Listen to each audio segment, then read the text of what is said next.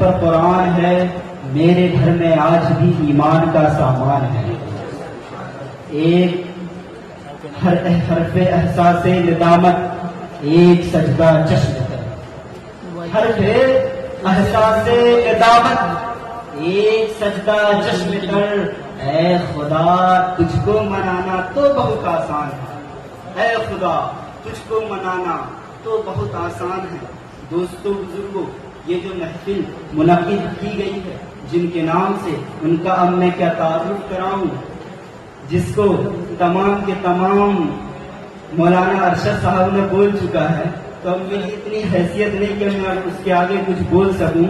بس میں یہ کہنا چاہوں گا کہ آپ حضرات کو معلوم ہے، ابھی جیسا کہ بتائے انہوں نے کہ 1882 میں ان کی ولادت ہوئی. کن کی؟ صدر الشریعہ کی ولادت 1882 میں ہوئی اور ان کی وفات 1948 میں ہوئی.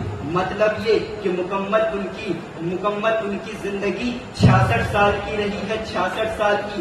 آپ اندازہ لگاؤ دوستو، آج کچھ لوگ ایسے ہیں جو 40 سال جیتے ہیں، 50 سال جیتے ہیں، 70 سال، 80 سال، 90 سال. کچھ تو ایسے بھی ہیں جو سینچری مار لیتے ہیں، لیکن وہ اس کے باوجود بھی وہ اپنی زندگی میں کوئی ناکام ہوتا نظر آتا ہے. کچھ اس حیثیت سے ناکام ہوتا ہے، کوئی اپنے گھر والوں کی پرورش صحیح سے نہیں کر پاتا، اس طریقے سے ناکام ہوتا ہے کہ اپنی والدین کی خدمت صحیح سے نہیں کر پاتا، اس طریقے سے ناکام ہوتا ہے کہ وہ علم لیاقت میں کہیں پیچھے نظر آتا ہے، کہیں علم لیاقت میں تو کہیں والدین کی خدمت میں، کہیں بچوں کی پرورش میں. لیکن قسم خدا کی دوستو، قربان جاؤ علامہ صدر الشریعہ کی ذات پر، صرف 66 سال انہوں نے زندگی گزاری. ان 66 سال میں انہوں نے اپنے والدین کی بھی خدمت کی، ان 66 سال میں بچوں کی بھی پرورش کی، ان 66 سال میں اپنے گھر والوں کی بھی پرورش کی، ان 66 سالوں میں علم دین بھی حاصل کیا، ان 66 سالوں میں